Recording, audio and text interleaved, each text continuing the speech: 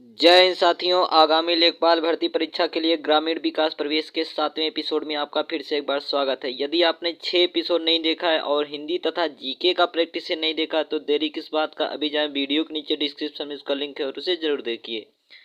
तो चलिए आज का पहला क्वेश्चन स्टार्ट करते हैं। क्वेश्चन 76 इन्होंने क्या कहा, ध्यान देना। सस्य गहनता कितने प्रतिशत से अधिक होने पर उसे गहन कृषि की उपमा दी जाती है।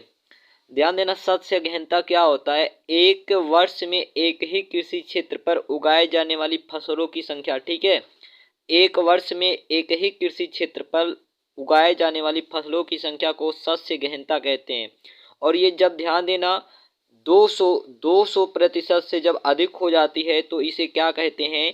कृषि गहनता। ठीक है, या गहन कृषि की से उपमा दे दी जाती है। तो 76 का ए वाला याद रखिएगा। ठीक है, चलिए 77 में इन्होंने क्या कहा, ध्यान दीजिएगा। 77 में कहा है कि भाई एफसीआई के खाद्यान्नों की आर्थिक लागत और निर्गमन मूल्य के बीच अंतर की प्रतिपूर्ति सरकार द्वारा कैसे की जाती है। तो याद रखिएगा, सरकार द्वारा खाद्य अनुदान द्वारा किया जाता है। कैसे किया जाता है? खाद्य अनुदान द्वारा किया जाता है। बात करें अगर एफसीआई, ठीक है, किसकी बात करें? एफसीआई। एफसीआई का पूरा नाम होता है फूड कारपोरेशन इंडिया। ठीक है, फूड कारपोरेशन ऑफ इंडिया। इसकी स्थापना होती 14 जनवरी 1956 और इसका मुख्यालय कहाँ पड़ता है? तो दिल्ली में पड़ता है। ठीक है, कहाँ पे पड़ता है? दिल्ली में।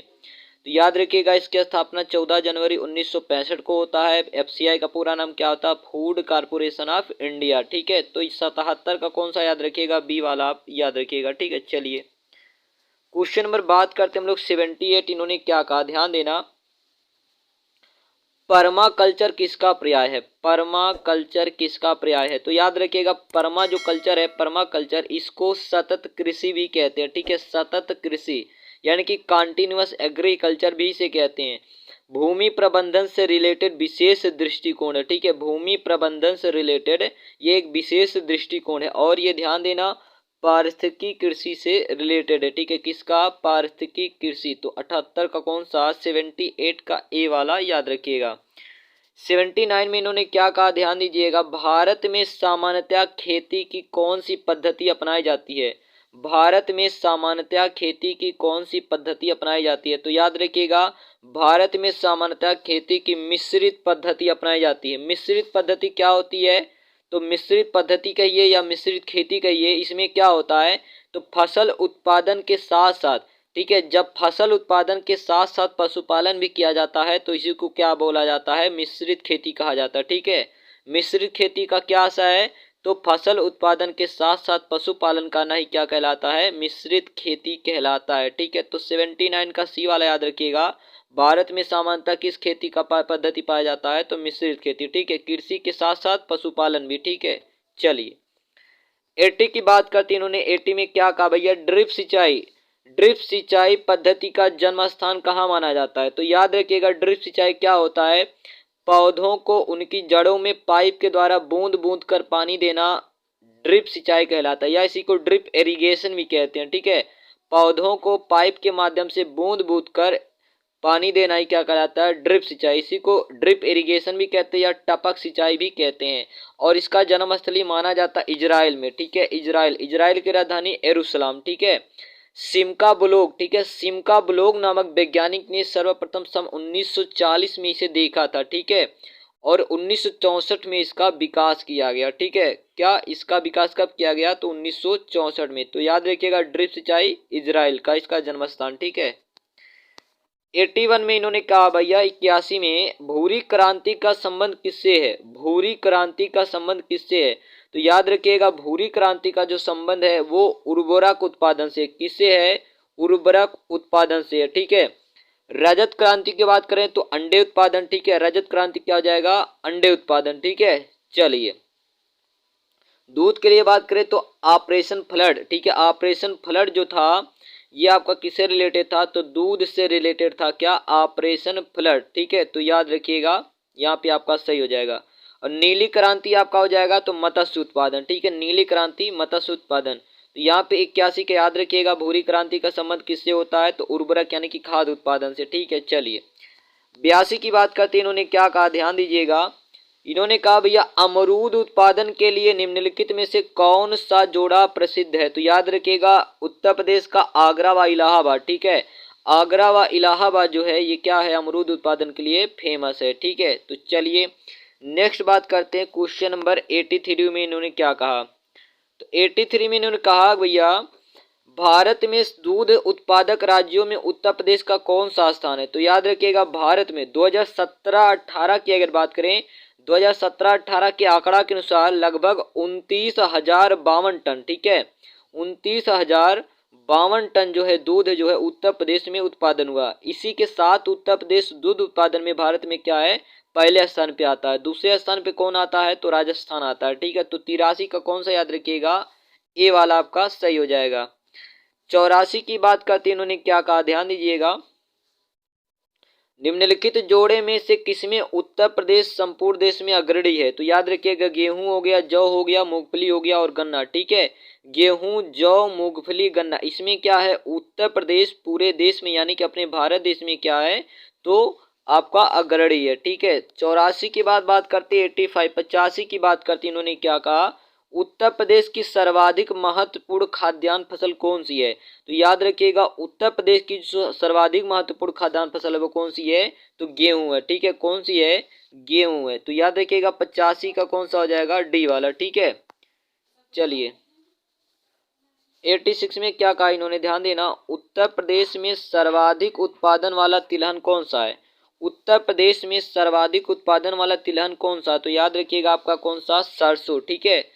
तो आपका कौन सा हो जाएगा, सरसों। तिलहन फसल कौन से होते हैं, तो जिनसे तेल का उत्पादन किया जाता है, जैसे सरसों हो गया, ठीक है, सूरजमुखी हो गया, ठीक है, यहाँ और याद रखिएगा, ठीक है। तो 86 का कौन सा हो जाएगा, डी वाला आपका सही हो जाएगा। चलिए 87 की बात करते हैं, इन्होंने क्या कहा, ध्यान देना। उत्तर प्रदेश में प्रमुख रूप से आम की किस्में का उत्पादन होता है। आम के कौन से किस्म का उत्पादन उत्तर प्रदेश में होता है। तो याद रखिएगा दशहरी हो गया और चौसा हो गया। कौन सा हो गया, दशहरी हो गया और चौसा। और चौसा के लिए अगर बात करें तो लखनऊ का जो आपका मलिहाबाद है, ठीक है, मलिहाबाद में सबसे ज्यादा उत्पादन इसका होता है, लगभग 30,000 हेक्टेयर में, ठीक है। चलिए तो इसको याद रखिएगा, 87 का ए वाला आपका सही हो जाएगा, ठीक है। 88 की बात करते हैं, 88 में इन्होंने क्या कहा भाई, उत्तर प्रदेश के पर्वतीय भाग में निम्नलिखित में से किस प्रकार के फलों का उत्पादन होता है। तो पर्वतीय भाग में याद रखिएगा शीतोष्ण जलवायु वाले, ठीक है, शीतोष्ण जलवायु वाले फलों का क्या होता है, उत्पादन होता है। तो 88 का बी वाला याद रखिएगा। 89 की बात करते हैं, इन्होंने क्या कहा, ध्यान दीजिएगा। उत्तर प्रदेश देश के कुल खाद्यान्न में कितने परसेंट योगदान करता है। तो याद रखिएगा 21.38%, ठीक है, 21.38 है प्रतिशत, ठीक है। 90 में इन्होंने क्या कहा, 90 क्वेश्चन में चाय का जन्म स्थान कहाँ है। तो याद रखिएगा चाय हो गया, चीकू हो गया, लीची हो गया, इन सबका जन्म स्थान कहाँ माना जाता है, तो चाइना माना जाता है। कहाँ, चाइना। तो चाय का जन्म स्थान क्या है, चाइना। 1834 में जो है अंग्रेजों द्वारा यह भारत में लाया गया था, ठीक है। चाय जो है 1834 में अंग्रेजों द्वारा भारत में लाया गया और चाय का जन्म स्थान कहाँ माना जाता है, तो चाइना से, ठीक है। इससे पहले भी भारत में असम के क्षेत्रों में टूके चाय देखने को मिलती थी परंतु जानकारी नहीं थी, ठीक है। तो याद रखिएगा 90 का आपका सी वाला सही हो जाएगा।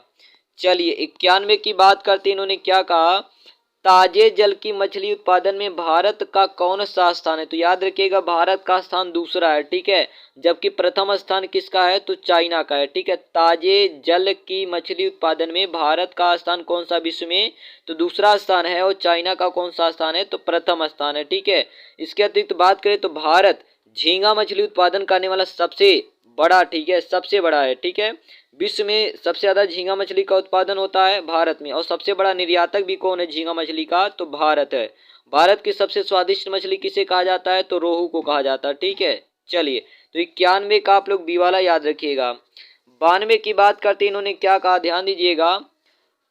चाय, कॉफी, रबर व तंबाकू के मूल्यों में उतार चढ़ाव को नियंत्रित करने के उद्देश्य से मूल्य स्थिरीकरण कोष की स्थापना अनुमोदन कब किया गया था। तो याद रखिएगा ये कब किया गया था, तो 20 फरवरी 2003 को। कब किया गया था, 20 फरवरी 2003 को। तो याद रखिएगा यहाँ पे आपका ए वाला सही हो जाएगा, ठीक है। चलिए 93 की बात करते इन्होंने क्या कहा कि भैया सब्जियों की व्यापारिक खेती को क्या कहा जाता है।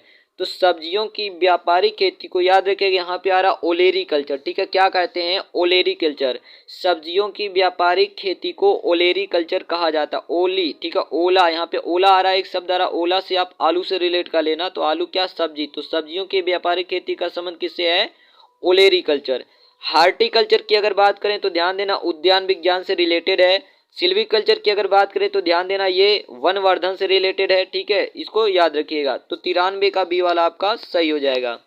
94 की बात करती उन्होंने क्या कहा, इंडियन सोसाइटी ऑफ एग्रोनॉमी की स्थापना कब हुई थी। तो यहाँ पे याद रखिएगा इसकी स्थापना, यहाँ पे आपका कोई भी सही नहीं है। ठीक है, यहाँ पे मिस्टेक हो गया ऑप्शन में। आप लोग याद रखिएगा इंडियन सोसाइटी ऑफ एग्रोनॉमी की स्थापना जो है 1955 में। ठीक है, कब हुआ था, तो 1955 में, याद रखिएगा। ठीक है, 1955 में दिल्ली के विज्ञान विभाग में, ठीक है, दिल्ली के सस्य विज्ञान विभाग में इसका स्थापना किया गया था। तो 94 का याद रखिएगा 1955। ठीक है, चलिए 95 की बात करते हैं। रैचिंग पद्धति किस देश में बहुतायत पाई जाती है। तो याद रखिएगा रैचिंग पद्धति जो है ये ऑस्ट्रेलिया में जो है बहुतायत पाई जाती है। रैचिंग पद्धति क्या होती है, तो याद रखिएगा इसमें भूमि की जुताई, बुआई, गुड़ाई आदि नहीं की जाती है। ठीक है, इसमें भूमि की जुताई, बुआई, गुड़ाई आदि नहीं की जाती, बल्कि प्राकृतिक वनस्पति पर विभिन्न पशु जैसे भेड़, बकरी आदि को चराया जाता है। ठीक है, प्राकृतिक वनस्पतियों पर भेड़, बकरी आदि को चराना ही क्या कहलाता है, रेचिंग पद्धति कहलाता है। इसमें कृषि जो है जैसे जुताई, बुआई ये सब नहीं किया जाता। ठीक है, तो 95 का ए वाला याद रखिएगा। 96 की बात करती इन्होंने क्या कहा, ध्यान देना। इन्होंने कहा कि भैया राष्ट्रीय खरपतवार विज्ञान अनुसंधान केंद्र कहाँ है। तो ये पड़ता मध्य प्रदेश के जबलपुर में। कहाँ पड़ता है, मध्य प्रदेश के जबलपुर में इसकी स्थापना होती है 1889 में। ठीक है, 1889 में इसकी स्थापना होती है। ठीक है, कहाँ पे, तो मध्य प्रदेश के जबलपुर में। चलिए 97 की बात करती उन्होंने क्या कहा, निम्नलिखित में से किस स्थान का दशहरी आम विश्व में बहुत प्रसिद्ध है। किस स्थान का दशहरी आम विश्व में बहुत प्रसिद्ध है। तो याद रखिएगा मलिहाबाद, लखनऊ का जो मलिहाबाद है ये दशहरी आम के लिए विश्व में जाना जाता है।